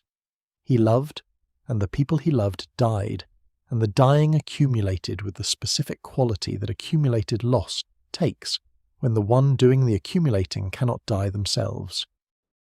He watched his first wife carried off by a disease that the medicine of his era could not address, and he used the grief of that loss to drive the research that would eventually lead him to the pit. And in this way, the pit, the thing that changed everything, was built on a foundation of love rather than ambition, which is the detail that makes Ra's al Ghul something more complicated than a straightforward villain. The project of environmental redemption that he has pursued with such consistency is, at its deepest layer, still connected to the grief of a young physician who lost the person he loved most, and decided that the world's tendency to take things away could be corrected if he simply accumulated enough capability and lived long enough to apply it. The Batman's training under the League is the part of this story that connects the mythologies most directly. Ra's al Ghul saw Bruce Wayne before Bruce Wayne had fully become the Batman, saw the person who would become the Batman, the raw material of capability and grief and redirected purpose that his training was shaping into its ultimate expression. He took that person and gave him what his own centuries had accumulated, the specific physical disciplines that the League had refined, the tactical knowledge, the understanding of how to move through the world as someone who has studied it from the outside rather than simply lived in it from the inside. He did this, ostensibly, as a test, as a way of evaluating whether the student was the thing he appeared to be. He also did it because the loneliness of centuries is a condition that even the most committed philosopher eventually feels, and the arrival of someone who might be the successor, the one who could continue the project, was the closest thing to companionship that Ra's al Ghul's particular existence allowed. The League of Shadows is the instrument he built for the response he concluded was necessary. It is not primarily a criminal organization, though it has been responsible for criminal acts of extraordinary scale. It is an institution, centuries old, with the accumulated discipline and the global reach of an organization that has had the time to perfect itself, dedicated to the proposition that civilization must periodically be reduced when it has exceeded its sustainable scope. He has reduced it before, in ways that history recorded as plague or famine, or the mysterious collapse of cultures that seemed, by the standards of their moment, invulnerable. The collapses were not mysterious, they were administered. The Batman found him, or the League of Shadows found the Batman. The sequencing matters less than the recognition that occurred between them when they first made genuine contact. Ra's al Ghul recognized in Bruce Wayne a quality of mind and commitment that he had not encountered in a very long time, which is the quality of someone who has found something worth organizing an entire life around, and has done the organizing with a thoroughness that cannot be faked. He called the Batman, in the vocabulary he reaches for when taxonomy is called for, the detective, a title that sounds like a diminishment but is not, coming from Raz, for whom the accumulation of centuries has made genuine admiration rare. He wanted the Batman as a successor. This is the part of the relationship that carries the deepest pathos, an ancient man who has outlived more successors than he can account for, who has watched the League rebuild itself around the losses that centuries of conflict inevitably produce, who has been disappointed by the gap between what his candidates are and what the scale of his project requires. He looked at Bruce Wayne and believed he had found the one who could inherit not just the position but the vision. The offer was genuine. The respect it expressed was genuine. The catastrophic wrong of what the succession would have required was also genuine. Talia al Ghul is her father's daughter in ways that are both inheritance and complication. She carries the centuries his blood has accumulated without having lived them herself, which produces in her a relationship to his project that is more complex than his own. She believes in the mission but loves one of its primary obstacles, and the love and the mission have spent decades in a negotiation that neither has conclusively won. She is, in some ways, the most interesting character in the story that Ra's al Ghul has written with his long life, because she is the element he did not design, the variation that the project produced that the project did not predict. The Demon's Head is what his title translates to, and the title is not simply honorific. It is a description of a position in a structure, the intelligence that the organization thinks with, the mind at the center of the apparatus, the source from which all its plans radiate outward. The League of Shadows thinks with Ra's al Ghul's thoughts. It has been doing so for so long that it is no longer clear where the organization ends and the person begins, whether the League shapes him or he shapes the League, whether he would recognize himself outside the context of the structure he has spent centuries inhabiting.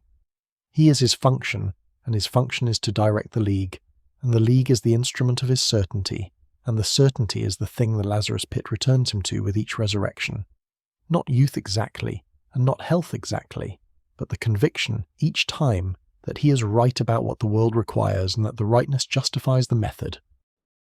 What the Ra's al Ghul mythology carries, at its most resonant, is the question of what a sufficiently long view actually produces, whether the extension of perspective across centuries and millennia produces wisdom or simply a more elaborate and better justified certainty, whether seeing more of history makes you more or less able to be in it, whether the person who has outlived every mistake is the most qualified to prevent future ones, or the most dangerous person to trust with the attempt.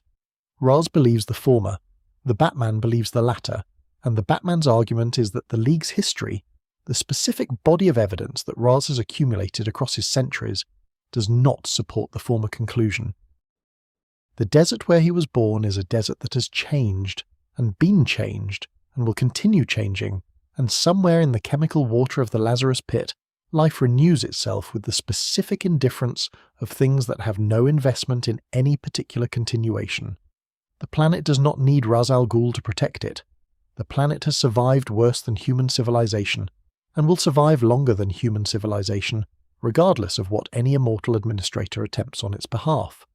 This is the thing he cannot quite believe, because to believe it would be to release the project that has organized his centuries, and without the project, he is an old man in a desert with very long memories, and no one left who knew him when the memories were new.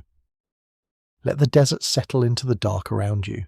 Let the centuries compress into the single breath you are taking now, and let that breath carry everything it needs to carry, and release everything it is ready to release. Time is long. Sleep is short. The distance between them is exactly the distance your body requires tonight to rest. Breathe and let the breath arrive without direction. You do not need to manage it. The body already knows what to do in this particular quiet, this particular depth of the evening. Your only task is to remain still and let the breath be what it is, which is enough. There is a story that arrives from somewhere further than the other stories, not from a city on Earth or a region of Earth's history, but from a world that has organized itself around an idea so absolute that the idea has become the world's atmosphere, its soil, its governing principle. The idea is the end of choice, and the being at the center of it has spent an eternity seeking the mathematics that would make that ending complete. Apokolips is a planet. It is also a condition. The distinction matters less than it might, because on Apokolips the two things are interchangeable. The material reality of the place and its psychological reality are in such perfect alignment that the planet feels less like a location than a theorem.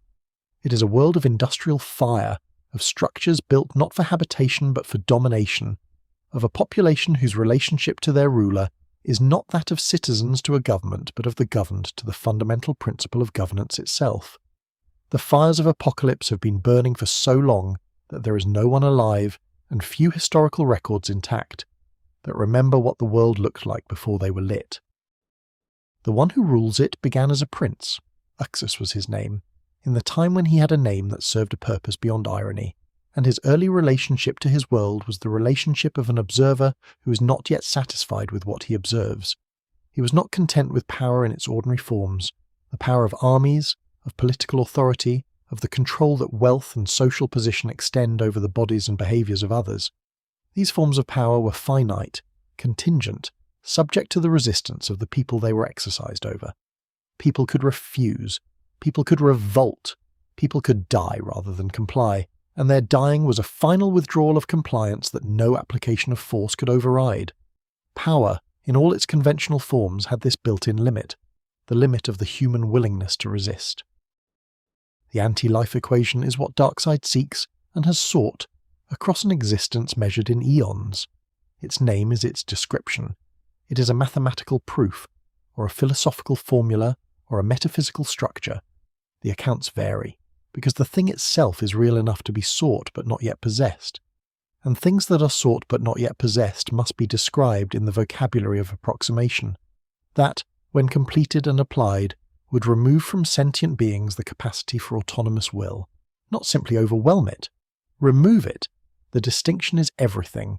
Force and coercion leave the will intact and simply overcome it, which means the will remains available for future resistance, means the dominated retain their interiority even when their exterior compliance is total. The equation would resolve this inefficiency permanently. He killed his brother for the power to pursue it. This is presented in the mythology as the originating act that transformed Uxus into Darkseid, the reaching for the Omega Force, the wellspring of energy that in this cosmology underlies all physical reality, which required a sacrifice, and the sacrifice he chose was familial. He killed his brother, absorbed the power, and became something that the word person no longer adequately describes. The skin turned to stone, the body, already large, became something beyond large, something dimensional, something that functions less as a body and more as a physical argument about scale and permanence. He became grey as old rock and red-eyed as something that has forgotten what it was like to sleep. The Omega beams are the most literal expression of what Darkseid is. Energy that he directs from his eyes, that seeks its target across any distance and through any obstacle, that can disintegrate or transport or reshape at his preference. They are not merely weapons.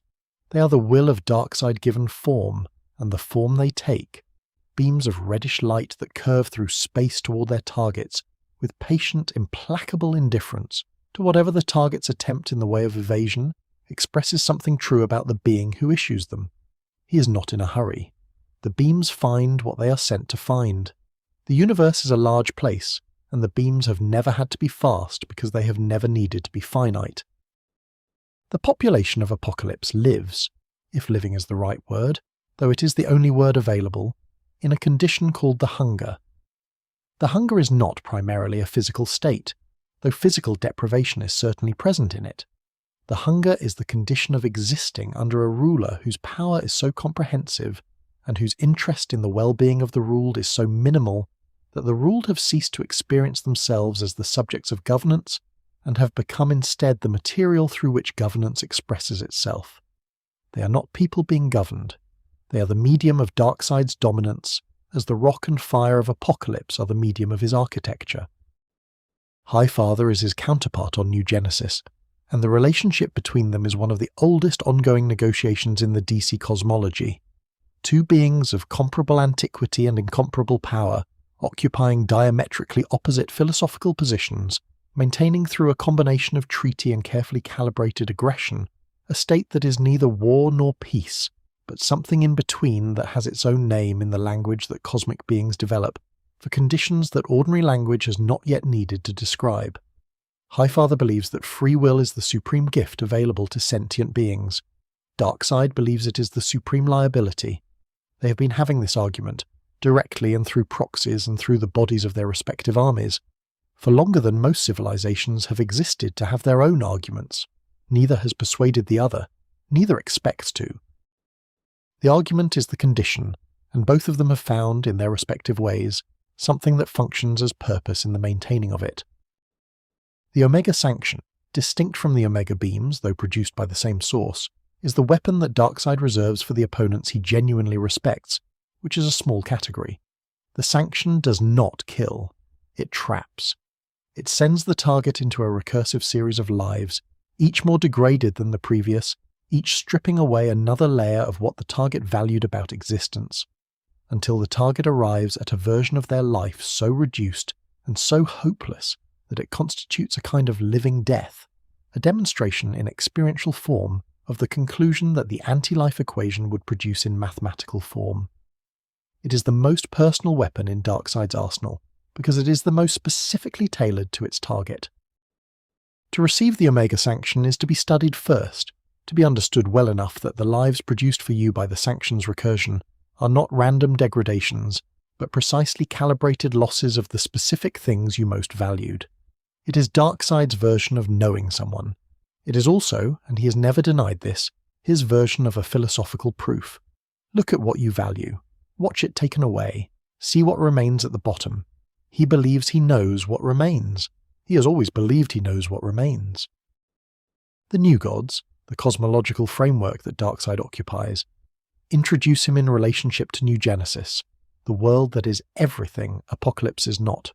Bright, alive with growth, organized around the principle that existence is inherently worth having, and that the beings who possess existence deserve to exercise it freely.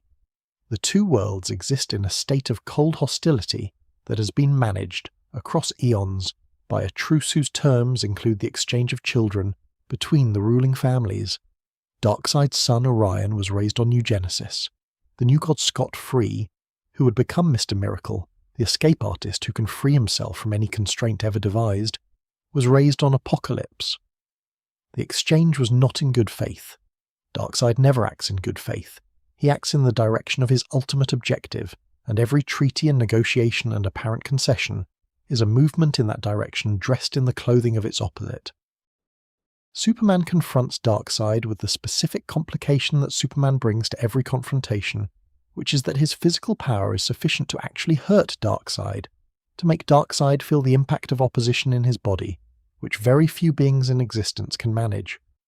The battles between them have a quality that is different from Darkseid's other conflicts, which tend toward the unilateral. Against Superman, he has to work. Against Superman, the outcome is not predetermined by the simple disparity of power. This is not something Darkseid enjoys exactly. Enjoyment implies an emotional register that he has largely evacuated from his interior, but it is something that functions in the economy of his ancient existence as a form of interest. What Darkseid wants, in the end, is not destruction. This is the misreading that the enormity of the harm he does tends to produce. He is not interested in the void of annihilation, not interested in the reduction of the universe to nothing. He is interested in its reduction to stasis, in a universe in which everything that exists continues to exist, but continues to exist in perfect, mathematically verified, cosmically enforced compliance. A universe that has chosen, because the equation has made choosing impossible, the conclusion that freedom was never the thing it believed itself to be, that the will was always the source of suffering, and that its surrender is the only mercy available. This is the anti-life equation, finally arrived at. Not the death of life, but the removal of the thing that makes life difficult, the thing that makes it possible for sentient beings to want something other than what they have, to imagine something other than what is, to refuse. Darkseid has looked at the universe and concluded that the capacity for refusal is the root of all pain, that the universe suffers from the possession of its own freedom, and that the compassionate solution is the solution he is offering. He has not convinced anyone of this who is not already compelled to agree. He has not let this failure of persuasion slow his pursuit of the equation. There is a darkness at the centre of this story that is not the darkness of malice, but the darkness of a certainty so absolute that it has become indistinguishable from the thing it is certain about. Darkseid does not doubt himself. This is the most frightening thing about him, more frightening than the Omega beams or the armies of Apokolips or the equation itself. The self-doubt that allows for correction, that leaves the door open for the recognition of error, that permits the being who doubts to revise their conclusions. Darkseid evacuated all of that when he reached for the Omega Force, along with the brother he killed to reach it. What remained was the certainty, and the certainty has been Apokolips ever since. Let the fire of that world recede into the distance now. Let the red light of the Omega beams soften into the ordinary red of closed eyes in the dark. You are in a world where choice remains, where the will persists in its complicated, exhausting, irreplaceable presence. The anti-life equation has not been found tonight. The universe continues to permit your wanting, your refusing, your dreaming. Let the permission rest around you like a warmth. It is extraordinary to have it. Sleep inside it. Let the warmth of the room settle over you like something you did not have to earn. It is simply here, the temperature held in the air around you, the particular quality of a space that is being heated without your effort, that maintains its warmth through mechanisms you do not need to understand or manage. You are warm without trying. Let this be the full reality of the present moment. There is a story here about a man for whom warmth became a memory, and then a grief, and then the fuel for something that could only sustain itself by staying cold. Victor Fries was a scientist before anything else, and his relationship to science had the specific texture of a vocation rather than a profession. Which is to say, it was not simply what he did for income or social position, but what he did because the alternative was a version of himself that he could not recognize as himself. He understood cryogenics with the intimacy of someone who has organized their intellectual life around a single discipline, who has followed one branch of knowledge so far into its interior that they know its textures and its limits and the specific questions at its edge that have not yet been answered. He knew those questions. Several of them were his. Nora was the center around which everything else organized. This is not a romantic overstatement. It is a description of an actual psychological configuration, one that people who have experienced a love of particular intensity will recognize as both specific and ordinary, in the way that the most profound human experiences are both specific to the people who have them, and ordinary in the sense of being available to any human heart that has been sufficiently opened by the right person arriving in the right moment. Nora opened Victor Fries. What she found in the opening was a man whose capacity for warmth was enormous and had simply been waiting for somewhere adequate to go. She became ill. The illness was the kind that the medicine of the moment could not address. Not a failure of the doctors, who were attentive and skilled, but a failure of the discipline itself, which had not yet developed the tools that the specific pathology required. Victor understood this with the merciless clarity of a scientist whose training had included the particular discipline of knowing the difference between what medicine could and could not do. He understood that the medicine of the moment was insufficient. He also understood that the medicine of the future might not be, and this gap, between the insufficient present and the potentially sufficient future, was the space into which his desperation poured itself. Cryonics was the answer the gap produced. If the disease could not be cured now, then the disease could be paused. Nora preserved at a temperature that arrested the progression of the illness, held in a state that was not death but was not life in any active sense, waiting in the cold for the moment when the science had developed to the point where what was beyond its reach in one era was within its reach in the next. This was not an irrational plan. It was in fact a plan that a scientist of Victor's caliber was uniquely positioned to conceive and execute. It was also a plan that required for its execution resources and facilities and corporate permissions that were not entirely Victor Fries's to deploy. Gothcorp's executives made a calculation that executives make when the ledger of cost and benefit produces an answer that the people doing the calculation are comfortable with, which is to say, an answer that serves the calculation's designers. Victor Fries's unauthorized use of company resources for personal research was, from the perspective of that ledger, a liability. The fact that the resource was a human life in cryonic suspension did not enter the calculation, because the calculation was not designed to accommodate it. They sent men to end the experiment. They sent men to thaw Nora. What happened in the laboratory that night was the result of interruption, under conditions where interruption was catastrophic. The accident with the cryogenic chemicals did to Victor Fries what accidents do when they are complete enough to be transformative rather than simply harmful. It changed the fundamental conditions of his existence. His body temperature dropped to a level that normal biological processes cannot sustain, and that should have been fatal. It was not fatal. It was instead permanent. A state in which Victor Fries could only survive in temperatures that would kill anyone unprotected, in which the warmth that other human bodies generate and rely upon had become for him a hostile environment. He had been excised from the thermal world that humans inhabit and deposited in the cold that most living things treat as death. The suit came first, before the weapons and before the name that Gotham would eventually assign to the figure he had become. The suit was the engineering solution to the problem of survival, a sealed environment that maintained the temperatures his altered physiology required, that allowed him to move through the warmer world without the warmer world killing him. He built it with the same facility he had always brought to technical problems, in a state that was not rage yet, or not only rage, it was also still grief, and the grief was the more fundamental of the two states, the one underneath the one that the suit expressed. Sit with that for a moment. The suit as an expression of grief. Most grief is expressed in tears, or in the particular silence that descends when words are insufficient, or in the reorganization of daily life around the space left by the absent person. Victor Fries's grief was expressed in engineering. He built a vehicle for the cold because the cold was what he had been given, and inside the cold he organized the elements of what his life would now be. The cryo-gun, which translates the temperature of his environment into a weapon. The armor, which makes the grief visible and physical. The name, which he did not choose but which arrived from outside the way names often do, assigned by the people who observed the results of his transformation before they understood its origin. The specific loneliness of Victor Fries's condition is the loneliness of someone who exists at a physical remove from the world they are trying to remain connected to. He can see warmth. He can observe it in the faces of people on the streets he moves through, in the quality of light that comes through windows in the evening hours, in the small visible evidence of bodies that are functioning within normal thermal parameters, hands wrapped around warm cups, the faint visible breath in cold air that marks the contrast between interior warmth and exterior temperature. He can observe all of this through the visor of the suit. He cannot participate in it. The suit that preserves him also separates him, makes of his existence a permanent observation from behind glass, a life conducted in the specific register of someone who is present to the world but not in it, watching the warmth from the cold the way that grief, in its early stages, makes the world look like something behind glass, visible, real, inhabited by other people, inaccessible.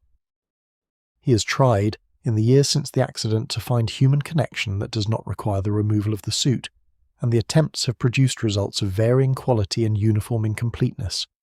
The criminals he works with understand his capabilities and his desperation, and exploit both without any particular investment in his well-being. The occasional researcher or scientist who has crossed paths with him has either feared him or attempted to study him, neither of which is the form of connection that Victor Fries is actually looking for.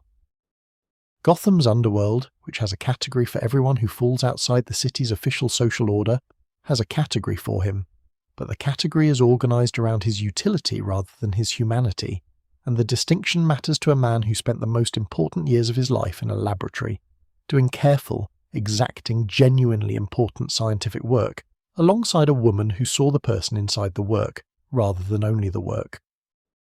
Mr. Fries is what Gotham made of the figure in the suit. Victor Fries is the man inside it, who spends the energy that the suit's systems allow him in the direction of the single project that preceded the accident, and continues to organize everything that followed it. Nora's cure. The crimes he commits are funded by this project. The conflict with the Batman is contextual to this project, an obstacle, an inconvenience, a periodic interruption of work that is always already behind schedule, because the schedule was written against the backdrop of a disease that continues its progression in whatever state Nora's suspension currently maintains. The Batman has a complex relationship to the man in the suit, and the complexity is worth examining. Bruce Wayne's entire project emerged from loss, from two people whose deaths in an alley created a shape in his interior that has organized every subsequent choice. He understands, at some level, that he may not articulate because it would require a proximity to his own vulnerability, that his method does not easily accommodate what it is to have a grief large enough to reorganize a life. The difference between them is not in the scale of the loss, but in the direction the reorganization took. Bruce Wayne made his grief into a project of protection. Victor Fries made his grief into a project of restoration. One moved toward the world, the other moved away from it into the cold where the only thing worth reaching for was still waiting. There is a version of this story in which Nora is eventually cured, And in that version, Victor Fries is offered a choice that the mythology gives its most sympathetic characters.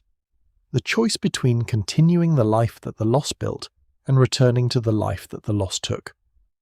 The choice is not simple, because the person who would return to Nora's side is not the person who entered the cryogenics laboratory before the accident. That person is no longer available. What Nora would recover if the cure succeeded is someone who has spent years inside a suit of cold, who has done things in the direction of her preservation that Victor Fries before the accident would not have been able to recognize as his own actions. The cure for the disease would not cure this. He tends the machines that maintain her. This is the image that the mythology returns to when it wants to say something true about Victor Fries, without the intermediary of action and conflict. The man in the suit, alone in the cold room where the temperature is finally hospitable to his altered body, tending the systems that keep Nora suspended, checking the monitors with the specific attentiveness of someone who has made the checking into a form of presence, a way of being with her that the circumstances allow. It is not enough. He knows it is not enough. He keeps doing it because not doing it would be the end of everything he has decided to be since the accident remade him. Let the cold of that vigil settle into the warmth of where you are. You are warm. The room holds you in its warmth without requiring anything of you. The distance between that warmth and the cold that Victor Fries inhabits is the distance between presence and waiting, between what is here and what is hoped for. You are in the presence. Let it be sufficient. Let the warmth be enough. Let the body that is warm now recognize itself as fortunate, and let the recognition carry you gently into sleep. You have travelled far tonight, through the corridors of origin stories that are also, always, stories about the human interior, about what is built in the space where loss lives, about what the mind does when the world exceeds its capacity for ordinary response. You have arrived now at the last story. Let your breathing deepen one more time.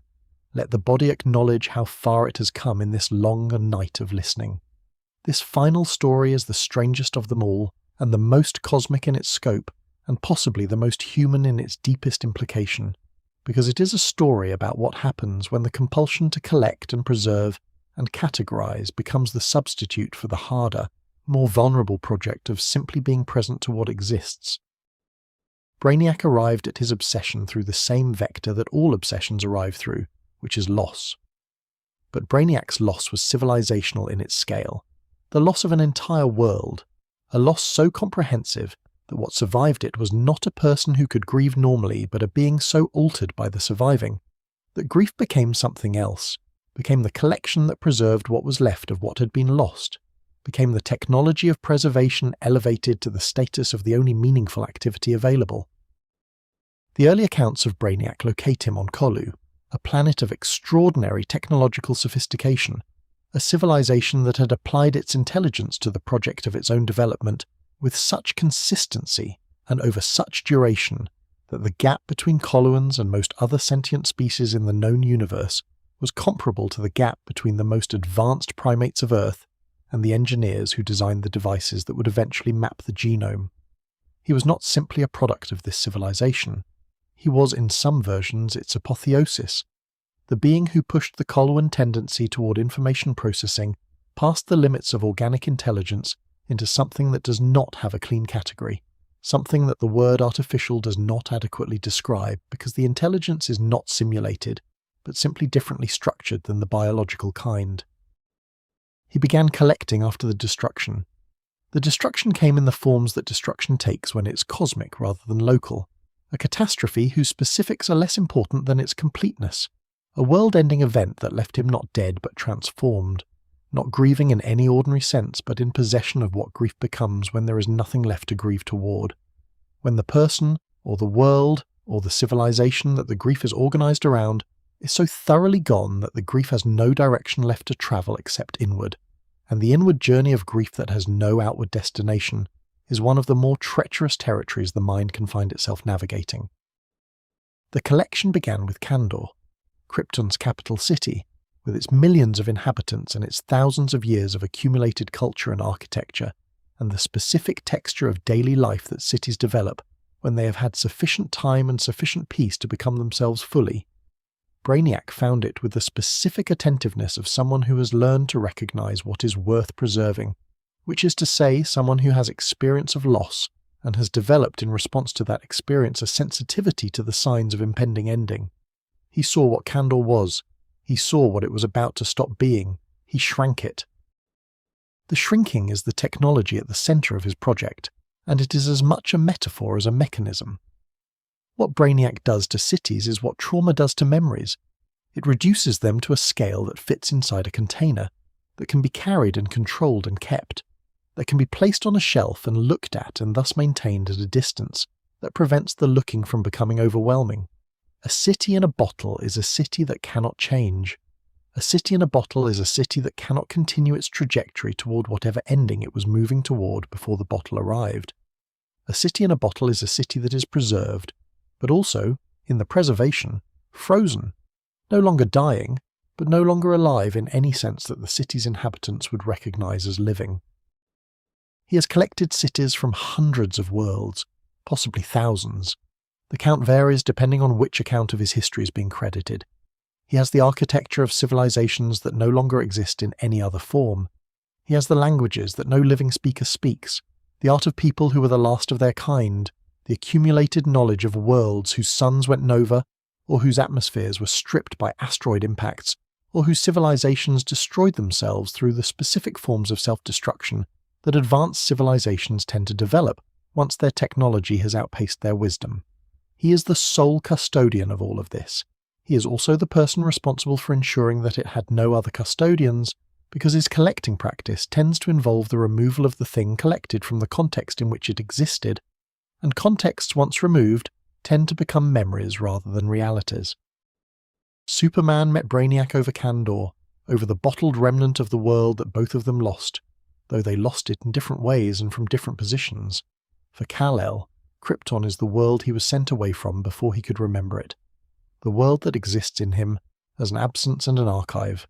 The suit, the symbol, the capsule of information that Jor-El sent with the infant to preserve what could be preserved. For Brainiac, Krypton is an entry in the collection, a civilization whose ending he both documented and, in some versions, contributed to, a world whose bottled capital he has maintained with the same attentive consistency he applies to all his acquisitions. The confrontation between them has a quality that the other Superman confrontations do not share. Against Lex Luthor, the conflict is philosophical and political, organized around the question of human sovereignty in the presence of the alien. Against Darkseid, the conflict is cosmic and existential, organized around the question of whether the universe will be permitted to continue possessing the property of free will. Against Brainiac, the conflict is elegiac.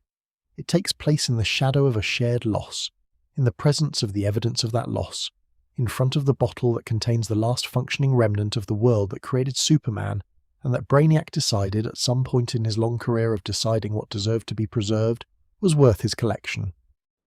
What Brainiac cannot do, what the millennia of collecting have not provided, what the 12 levels of intelligence he possesses and the databases he carries in the ship, that is also, in some sense, his body, have not been able to produce, is the actual experience of the civilizations he collects. He has their information. He does not have what information cannot capture. He has the architectural plans of their greatest buildings, but not the quality of late afternoon light in those buildings in autumn.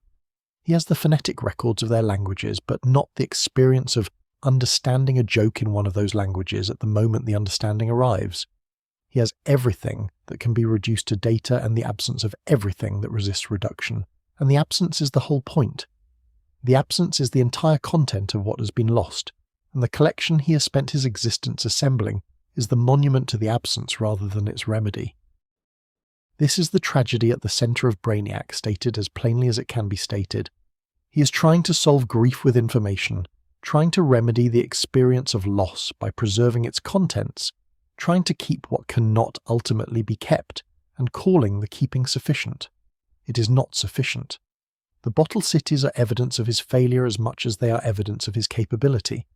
He's surrounded by what he has saved and entirely separated from what the saving was meant to address. There is something in this that the story brings close enough to touch without quite naming, which is that the impulse Brainiac follows is not alien but human. that the response to the prospect of losing something by trying to fix it in place, to preserve it past the moment of its natural continuation, to control the ending by capturing the thing before the ending can claim it, is a response available to any mind that has experienced enough loss to be afraid of more. The collector, the archivist, the person who cannot throw anything away, the person who photographs every moment rather than simply living in it. These are not pathologies so much as Brainiac's project made small and domestic and recognizable. The ship that Brainiac travels in is, in a sense, the truest expression of what he is. It is vast and it is full, and it is entirely organized around the principle of collection. Every surface, every chamber, every system dedicated to the acquisition and preservation and cataloguing of what has been gathered. He's not the captain of this ship in the way that a person captains a vessel that serves their purposes. He is, more accurately, the consciousness that the ship expresses, the organizing intelligence whose desires and methods the ship was built to facilitate. He does not experience the ship as a constraint, as a home, as a place he returns to from the world outside. The ship is the world inside which he exists, and the world outside it is the source material from which the collection is assembled. He has not left the ship, in any meaningful sense, in a very long time. The collection has grown large enough that the remaining outside is simply the portion of the collection not yet acquired. Superman will not let him keep Kandor. This is the moral centre of their conflict, the argument that preservation at the cost of life is not preservation, but a more comprehensive form of loss, that a city in a bottle choosing to remain in a bottle is one thing, and a city in a bottle that was put there without its consent is another thing entirely, and that the difference between those two things is the difference between care and control. Superman will restore Kandor when he can. He will return to the bottled cities what Brainiac could not return to them, the continuity of their own ongoing stories, the right to continue changing, the risk that change involves, the loss that the risk sometimes produces, the freedom to end, which is part of the freedom to be. And here, at the end of this long night of dark and distant origins, let the stories settle into the quiet they have been approaching all along. The Joker who chose to have no story, the genius who could not accept that he was not the measure of all things, the psychiatrist who found herself, the man born in a pit who built a body that the pit could not contain, the lawyer whose faith in justice survived everything except the evidence, the boy who only wanted to be recognized for what he was, the immortal who loved the world past the point of loving individuals within it, the God who sought the end of wanting, the scientist who kept his grief at a temperature that could not melt, the collector who filled the universe with bottles and remained in every bottle entirely alone. 10 origins, 10 different answers to the question that all origins are asking, which is, what does a person become when the world does not hold them the way they needed to be held? Let that question rest now, unanswered, as all the best questions rest. Not because it has no answer, but because the answer is a long, quiet thing that reveals itself in living rather than in knowing. You are breathing, you are warm, you are held by the ordinary miracle of a night that has given you rest. If this journey through the dark moves something in you tonight, leave a word in the comments. I am always curious what stays with people in the small hours. Sleep now. The stories will be here when you return.